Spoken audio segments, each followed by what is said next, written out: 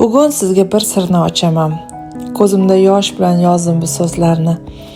Hayotimda 28 yil davomida noldan to shu bugun kungacha kelishimda yonimda doim bo'lgan bir erkak haqida aytib bermoqchiman.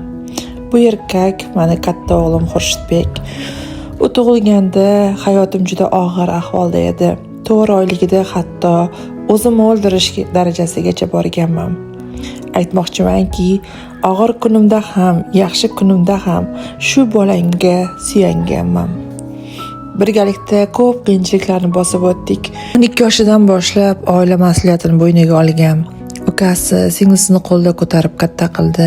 Birga uchastka qurdik. 12 yosh bola har kuni uchastkaga tosh, qum, ustalarga ovqat tashirdi va biz u 14 yosh bo'lganda vatanli bo'ldik. Mana bugun 28 yoshni qarshi oldi. O'z oilasi bor. O'g'lim, sen bilan faxrlanaman. Sen eng zo'r hayotga loyiqsan. Senga ishonaman. O'zing orzu qilgan hayotda yashaysan ham. Senga sog'lik va yana 70 yil umr tilayman. Saxiy va boylar qatoridan bo'l. Seni yaxshi ko'raman, o'g'lim.